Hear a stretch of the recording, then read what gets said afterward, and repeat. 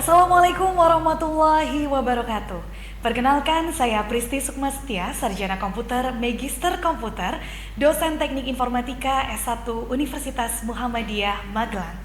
Izinkan saya pada kesempatan kali ini menjelaskan mengenai mata kuliah yang akan saya ajarkan, yaitu mata kuliah Human Computer Interaction dengan kode mata kuliah KPT 0504323 dengan bobot 3 SKS. Adapun deskripsi mata kuliah dari Human Computer Interaction ini adalah mata kuliah ini mengajarkan bidang ilmu multidisiplin yang mengintegrasikan teori dan metodologi dari berbagai bidang seperti ilmu komputer, psikologi kognitif, dan juga desain. Mata kuliah ini nantinya membahas teori-teori dasar yang melandasi interaksi manusia dengan komputer untuk perancangan antarmuka, untuk kepentingan dan peran usability yang berkaitan dengan keragaman pengguna. Tidak hanya itu saja, mata kuliah ini juga menjelaskan dan juga mempelajari tipe sistem yang berbeda, gaya interaksi, alat dan lingkungan, sehingga nantinya mahasiswa mampu menerapkan teori-teori yang ada dan juga melakukan kegiatan-kegiatan praktik dan analisis sehingga bisa membuat sebuah karya pada lingkup yang terbatas yang tentunya disesuaikan dengan kebutuhan industri saat ini. Adapun capaian pembelajaran yang diharapkan mahasiswa teknik informatika dapatkan setelah mengikuti mata kuliah ini dibagi menjadi 4 bagian. Yang pertama bagian sikap, yang kedua adalah pengetahuan, yang ketiga keterampilan umum, dan juga keterampilan khusus. Untuk bagian sikap, diharapkan mahasiswa nantinya berkontribusi dalam peningkatan mutu kehidupan bermasyarakat, berbangsa, bernegara, dan kemajuan peradaban berdasarkan Pancasila.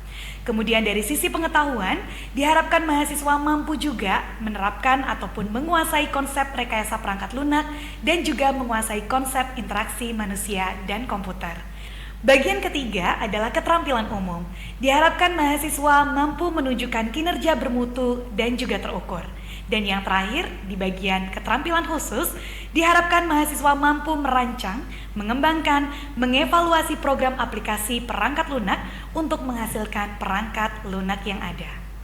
Adapun capaian pembelajaran mata kuliah pada mata kuliah Human Computer Interaction ini, yang pertama, mahasiswa mampu menjelaskan hubungan antara interaction design dan juga human computer interaction. Yang kedua, mahasiswa mampu menjelaskan prinsip-prinsip dasar psikologi kognitif. Yang ketiga, mahasiswa mampu menjelaskan interaksi sosial dan juga interaksi desain. Yang keempat, mahasiswa mampu menjelaskan jenis-jenis interface. Yang kelima, mahasiswa mampu menjelaskan proses interaction design. Selanjutnya yang keenam, mahasiswa mampu melakukan pengumpulan data. Ketujuh, mahasiswa mampu melakukan analisis data. Kedelapan, mahasiswa mampu menentukan requirement. Kesembilan, mahasiswa mampu mengevaluasi produk dengan menggunakan metode usability. Dan yang terakhir ke-10, mahasiswa mampu membuat wireframe, mock-up, atau low fidelity prototype. Adapun tahapan pembelajaran pada mata kuliah ini diharapkan ada 3 bagian. Yang pertama adalah lajur orientasi, yaitu jabaran kegiatan yang dilakukan oleh pembelajar yang dilengkapi dengan presentase. Kemudian yang kedua adalah latihan, yaitu jabaran kegiatan yang beracuan pada Student Center Active Learning. Yang ketiga adalah lajur umpan balik, yaitu jabaran kegiatan yang dilakukan oleh pembelajaran dilengkapi dengan presentase yang ada. Presentase nantinya diberikan lebih besar pada bagian latihan untuk menjamin pelaksanaan pembelajaran aktif pada kelas. Tentunya selama di kelas akan diterapkan beberapa metode pembelajaran aktif. Yang pertama adalah diskusi kelompok kecil atau small group discussion. Hal ini nantinya dengan membuat kelompok diskusi sebanyak 4 orang di dalam kelas sehingga mahasiswa bisa berdiskusi antar satu mahasiswa dengan mahasiswa lainnya. Yang kedua, pendekatan melalui praktik pembuatan wireframe ataupun mockup dengan memanfaatkan berbagai macam tools, diantaranya seperti tools Figma, Balsamiq, Sketch, dan masih banyak lagi, sehingga mahasiswa bisa melakukan praktik secara langsung bagaimana membuat mockup. Yang ketiga adalah project based learning. Tentunya diimplementasikan dengan mengikuti 4 tahap, yaitu understanding the existing system, kemudian identifying requirement, yang ketiga constructing prototype, dan yang terakhir adalah evaluating the prototype. Harapannya rangkaian project ini nantinya menghasilkan satu produk yang bisa mahasiswa pamerkan ataupun mahasiswa keep sebagai portofolio mereka. Dan yang terakhir adalah terkait active learning, jadi diimplementasikan dengan mengkombinasikan kegiatan ceramah dan juga diskusi aktif bersama mahasiswa selama di kelas. Berikut adalah petap analisis capaian pembelajaran pada mata kuliah ini. Pada kesempatan kali ini, saya akan menunjukkan jalannya proses belajar mengajar pada mata kuliah Human Computer Interaction, khususnya pada bagian dan pertemuan keempat mengenai bahan kajian prinsip-prinsip interaction design dengan CPL pembelajaran mahasiswa mampu menjelaskan proses interaction design. Assalamualaikum warahmatullahi wabarakatuh. Selamat pagi semuanya. Oke. Terima kasih hari ini semuanya sudah pada sehat dan semangat untuk mengikuti perkuliahan keempat untuk mata kuliah Human Computer Interaction bersama dengan saya tentunya Pristi Sukmastia. Dan hari ini kalau teman-teman tahu, kalau kita lihat dari RPS yang sudah dibagikan kepada teman-teman, masih ingat kalau kemarin teman-teman sudah berhasil membahas mengenai interaksi sosial itu seperti apa. Hari ini di pertemuan keempat teman-teman diminta untuk bisa menjelaskan proses interaction design itu seperti apa. Jadi materi untuk hari ini adalah materi desain interaksi. Dan sebelumnya, sebelum kita mulai perkuliahan hari ini, mari kita berdoa terlebih dahulu. Semoga Allah memudahkan proses belajar mengajar kita, semuanya fokus, tidak kurang satu apapun. Berdoa, mulai.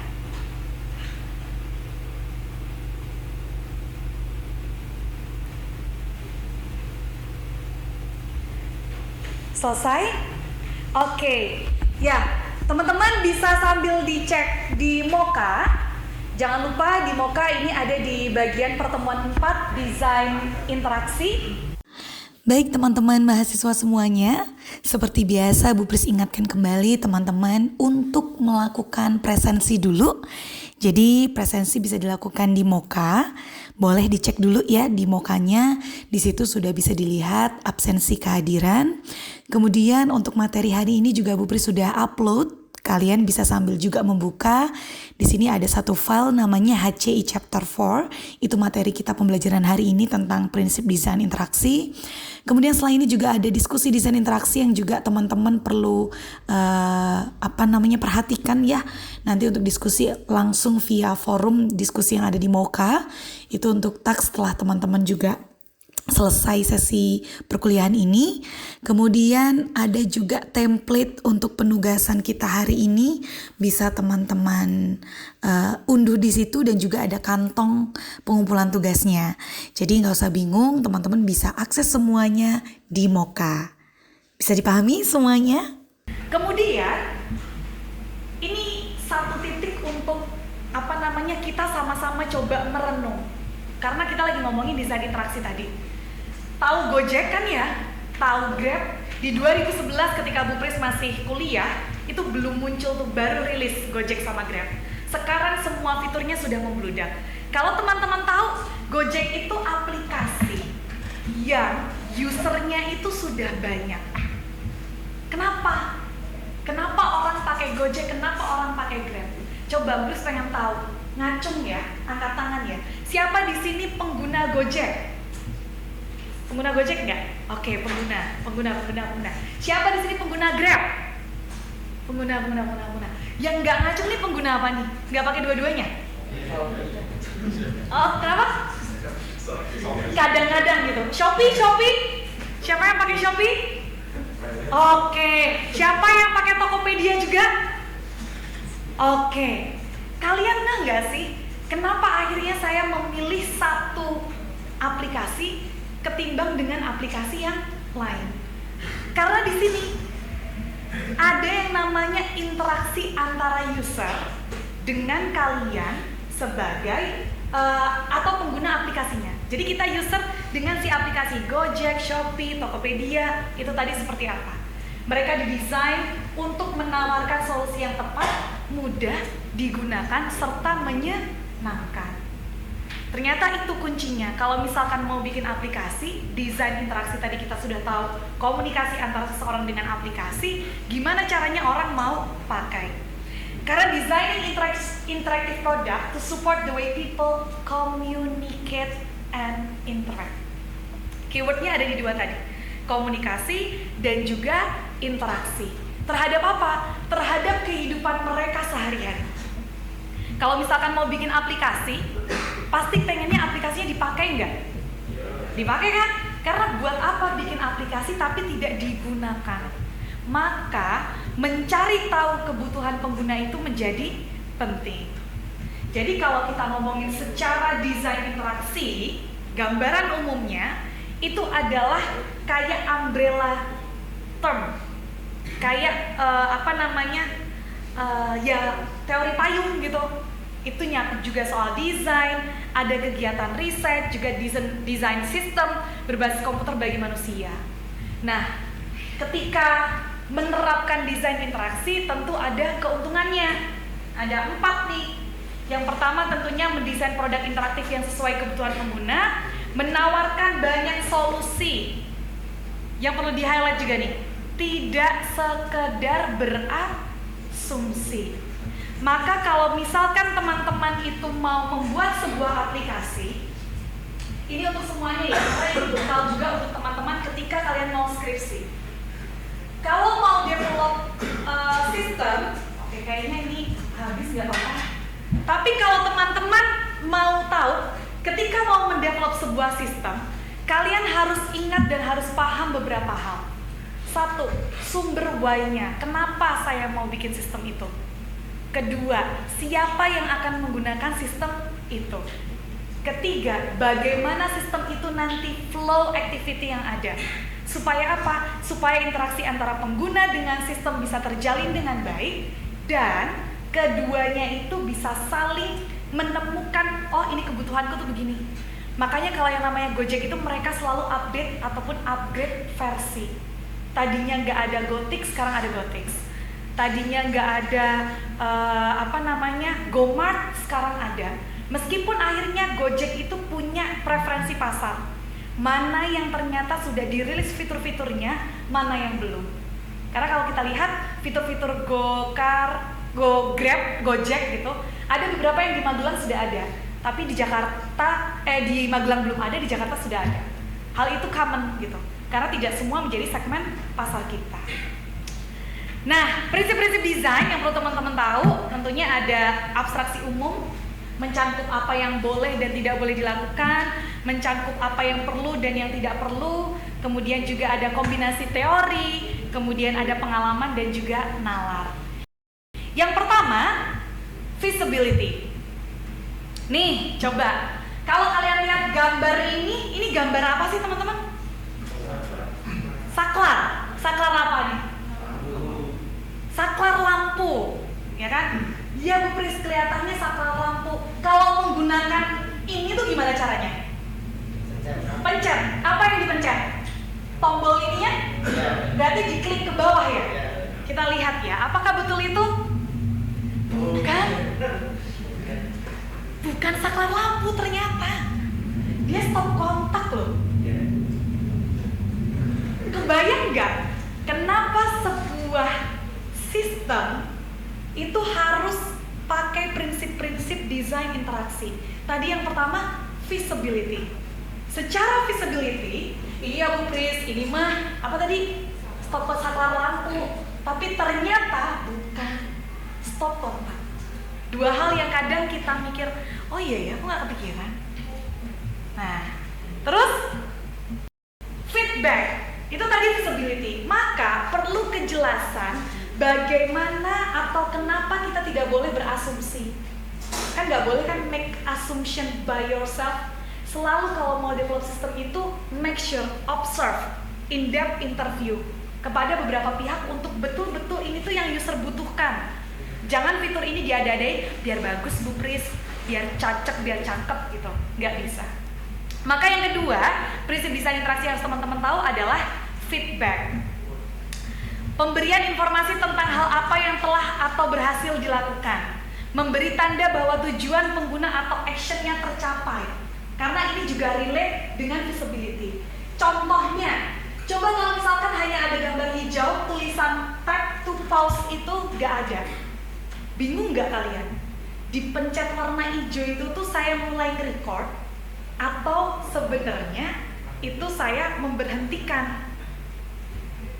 Bikin mikir kan ya?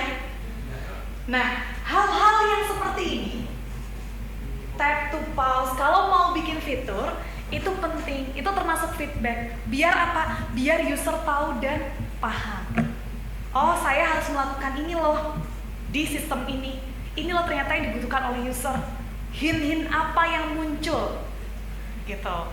Kemudian ada yang namanya constraint, membatasi aktivitas yang dapat dilakukan pengguna sesuai dengan situasi dan kondisi pada waktu tertentu.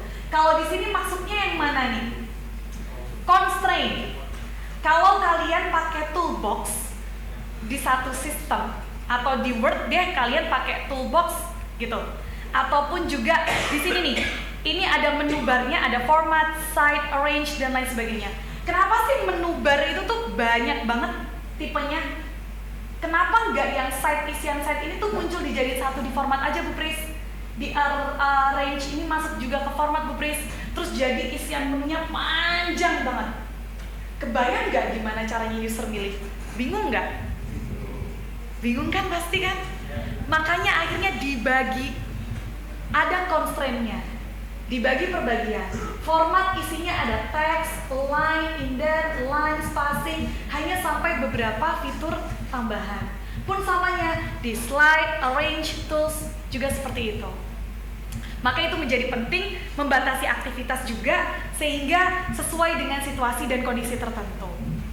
Kemudian terakhir adalah konsistensi. Kalau dengar kata konsistensi berarti di prinsip desain interaksi itu harus gimana sih? Konsisten tuh gimana menurut konsep teman-teman? Ada yang punya pendapat?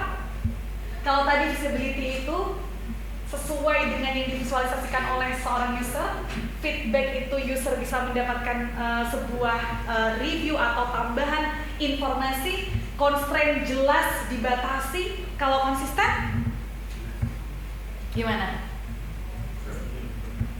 Gimana? Stabil. Oke, keyword stabil bisa. Kalau konsistensi bisa juga dibilang tidak berubah dari satu section ke section yang lainnya. Jadi maksudnya keselarasan, interface-nya serupa. Kalau Gojek, Grab, oh ya visual dari segi font, dari segi buttonnya, dari segi ukuran fitur button per layout satu interface dengan page yang lain, itu juga selaras. Gitu. Itu juga menjadi penting untuk kita pahami. Kemudian konsistensi juga, nggak kalian kalau misalkan ternyata keypadnya yang ada di handphone, remote control dengan kalkulator, komputer keypad itu beda, gitu. Ini juga ngomongin soal konsistensi. Nanti kalau kalian mau build apps-nya itu kalian pakai di dalam mobile. Maka aturan-aturan ini yang sewajarnya orang paham misalkan. Itu juga harus kalian ketahui, gitu. Kemudian yang terakhir adalah affordance. Affordance itu adalah memberikan petunjuk. Kebayang nggak teman-teman? Kalau kayak gini, saya mau masuk nih, dibuka, ditarik gini atau didorong? Kalau kalian instruksi kayak gini, kalian mau ngapain? Tarik tuh berarti menarik untuk keluar ya? Kenapa nggak didorong? Alamiah aja, karena apa? Karena ya biasanya narik Bu Pri saya. Padahal ketika kalian nyoba, ternyata dia harusnya didorong. Jadi confused, bingung. Karena di sini nggak ada tulisannya tarik atau dorong, pull atau push. Maka memang biasanya di satu-satu desain atau misalkan entah itu aplikasi ataupun hal-hal yang berkaitan dengan sistem, mau nggak mau kita pakai sewajarnya, selayaknya, semestinya orang itu pakai seperti apa. Nggak bisa saya bilang, biasanya nek aku narik kok. Nggak bisa. Kalian harus survei dulu pengguna kalian itu seperti apa sih kriterianya gitu. Maka contohnya kalau misalkan teman-teman tahu ada studi kasus Airbnb, teman-teman pernah coba pakai Airbnb? Pernah? Belum, oke. Yang pernah pakai mungkin Traveloka pernah coba pakai? Pernah ya? Kalau misalkan dibandingkan Traveloka dengan Airbnb memang beda ya, dan segmennya juga beda. Somehow Traveloka memang langsung fokus, oh iya di Indonesia.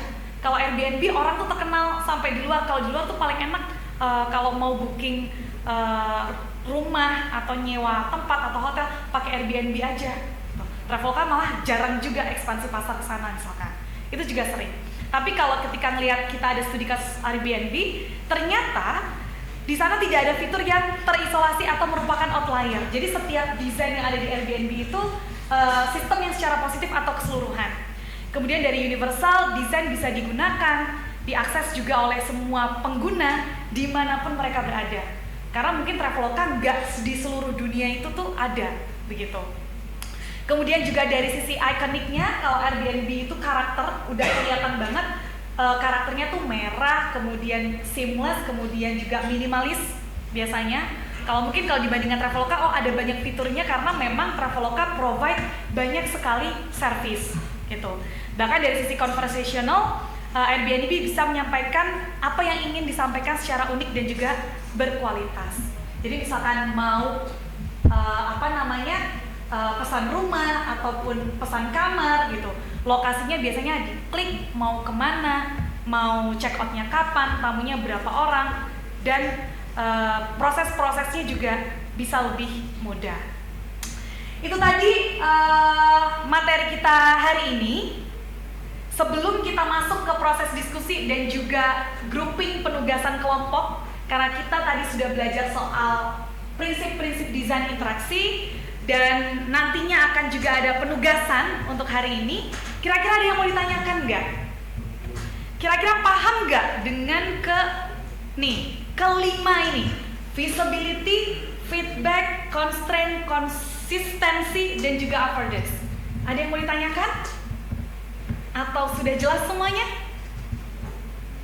Boleh? Itu, boleh? Untuk prinsip desain interaksi ini, apakah diterapkan pada aplikasi Gojek pada yang sudah dijelaskan sebelumnya? Yes, pertanyaan bagus. Apakah sebetulnya prinsip-prinsip desain interaksi ini sudah diimplementasikan di platform Gojek? Oke, siapa tadi yang pakai Gojek? Coba.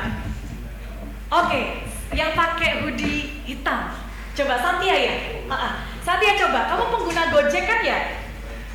Kenapa milih Gojek? Lebih komplit apanya? Mau transportasi, mau makan, bisa, oke. Terus apa lagi? Oke. Terus selain itu kalau dari sisi desainnya, menurut kamu Gojek gimana? udah dipahami, sama sederhana. Oke, lebih mudah dipahami dan lebih sederhana, simple. Kamu ada kesulitan nggak kalau pakai Gojek? Sejauh ini nggak ada. Maka jawaban pertanyaan dari Tito tadi sudah terjawab. Prinsip-prinsip desain interaksi sudah diimplementasikan di Gojek. Cara taunya gitu.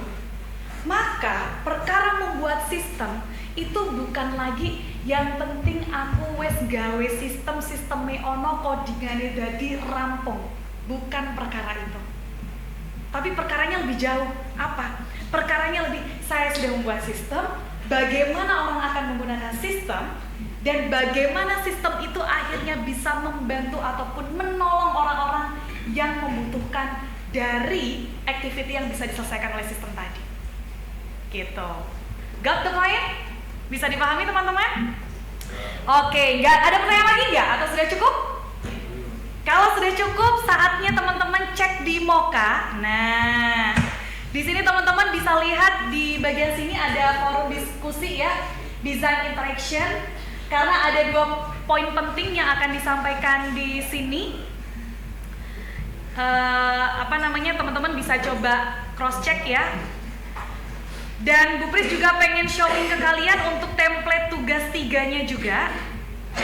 Jadi Bu Pris minta untuk kalian bisa memahami, karena tadi kita sudah memahami prinsip-prinsip desain interaksi. Di forum diskusi juga nanti teman-teman bisa cross check. Sebentar karena ini sinyalnya kurang pas, nggak apa-apa. Kita cek dulu untuk penugasannya hari ini. Teman-teman diminta berkelompok. Jadi setelah ini tolong berkelompok. Satu kelompok terdiri dari 3 orang saja. Teman-teman melakukan analisis existing system. Jadi menganalisa sistem yang saat ini ada. Kalau sekarang temanya mengenai sistem yang ada kaitannya dengan Sustainability Development Goals. Jadi yang ngomongin sistem-sistem lingkungan, sistem pariwisata, kemudian juga sistem yang ada di kewirausahaan. Kalian coba kelompokkan dulu.